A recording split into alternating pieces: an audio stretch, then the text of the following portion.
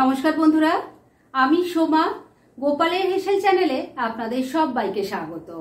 অনেককেই বলতে শুনি নিরামিষ রান্নার দিনে কি রান্না করব এটা চিন্তা করেই নাকি তাদের ঘুম উড়ে যায়। তাদের উদ্দেশ্যে বলি, একটুও চিন্তা না করে গোপালের হেসেল চ্যানেলটাকে কিন্তু ভরসা করতে পারেন। কেননা এই চ্যানেলে প্রত্যেক দিন আমি দুর্দান্ত স্বাদের সব নিরামিষ রেসিপি শেয়ার করি, যার আজকেও কিন্তু অন্যথা হয়নি।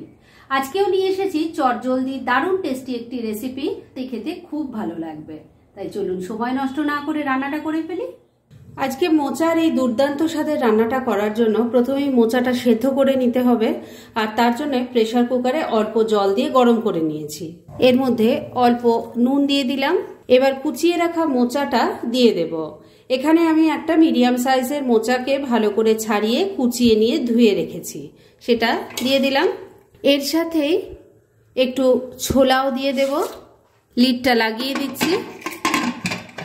আর এবার মিডিয়াম ফ্লেমে রেখে 3-4টে হুইসেল দিলেই সমস্ত কিছু ভালো মতো সেদ্ধ হয়ে যাবে। তাহলে এটা ভালো মতো বয়েল হোক, আর তারপর ফিরে এসে নেক্সট স্টেপ দেখাচ্ছি।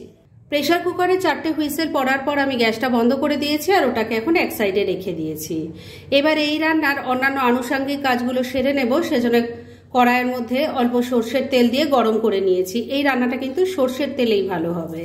এর মধ্যে প্রথমে দিয়ে দিলাম অল্প গোটা জিরে, দিয়ে দিলাম একটা তেজপাতা, একটা শুকনো লঙ্কা। এর সাথেই গোটা গরম মশলাও দিয়ে দিলাম, যার মধ্যে আছে 2-3টে এলাচ, 2-3টে লবঙ্গ আর একটা দারচিনি। অল্প একটু হিংও দিয়ে দিলাম।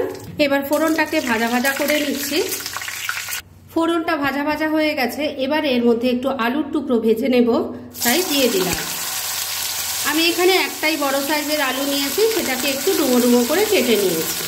এবার ফ্লেমটাকে একটু কমে রেখে আলুর টুকরোগুলো ভালো করে ভাজা ভাজা করে নিচ্ছি।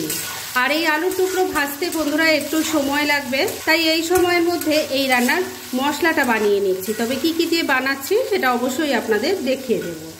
মশলা তৈরির জন্য আমি প্লেটের মধ্যে নিয়ে নিয়েছি ছোট ছোট 4 টুকরো আদা, 2টো কাঁচা লঙ্কা আছে, আর 1 চামচ এখানে গোটা জিরে নিয়েছি।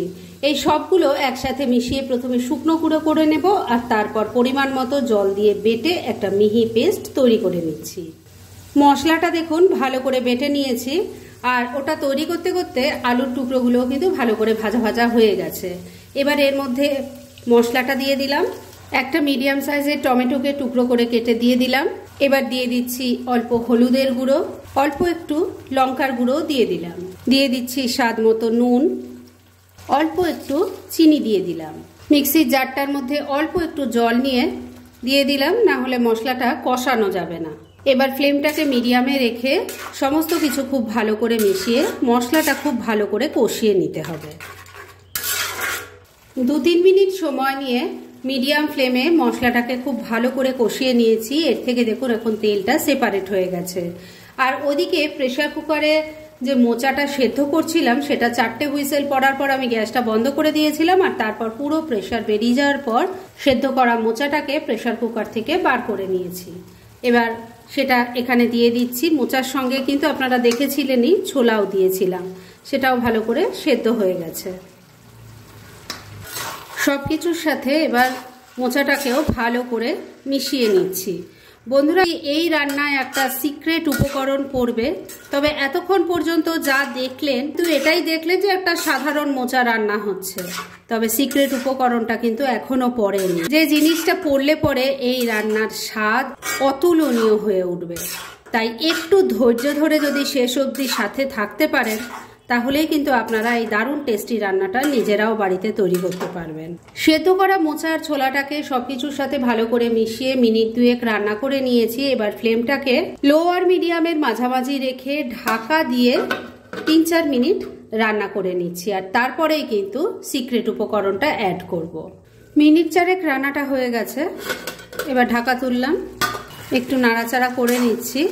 এবার কিন্তু এই রান্নায় পড়বে সেই সিক্রেট উপকরণ, যেটা অ্যাড করার ফলে আগেই বলেছি এই রান্নার স্বাদ এবং টেক্সচার দুটোই দারুণ হয়ে যাবে। সেটা হলো বন্ধুরা এই 1 চামচ গোবিন্দভোগ চালের গুঁড়ো। এটা অ্যাড করার ফলে রান্নাটা যে কি টেস্টি হয়ে দাঁড়াবে সেটা আপনারা ট্রাই করলেই বুঝতে পারবেন। তবে এটা কিন্তু এভাবেই অ্যাড করা যাবে না, এর মধ্যে অল্প একটু জল মিশিয়ে ভালো করে গুলে নিতে হবে। এবার এই গোবিন্দভোগ চালের গুঁড়োটা দিয়ে দিলাম, ভালো করে মিশিয়ে নিচ্ছি। বন্ধুরা, আপনারা আমার রেসিপি দেখার সাথে সাথে আমার ফেসবুক পেজ গোপালের হেসেল, তাতেও ভিজিট করতে পারেন। ডেসক্রিপশন বক্সে লিংক দেওয়া আছে। চালের গুঁড়োর মিক্সচারটা দিয়ে ভালো করে মিশিয়ে নিয়েছি। এবার ফ্লেমটাকে ওই লো আর মিডিয়ামের মাঝামাঝি রেখে আবারও ঢাকা দিয়ে 2-3 মিনিট রান্না করে নেব। তবে এবার কিন্তু ঢাকা তুলে 2-1 নাড়াচাড়া করে দিতে হবে, কেননা চালের গুঁড়ো দেওয়া হয়েছে এটা, তাই চট করে ঘন হয়ে কিন্তু পোড়া লেগে যেতে পারে। মিনিট 3 আবারও রান্নাটা হয়ে গেছে।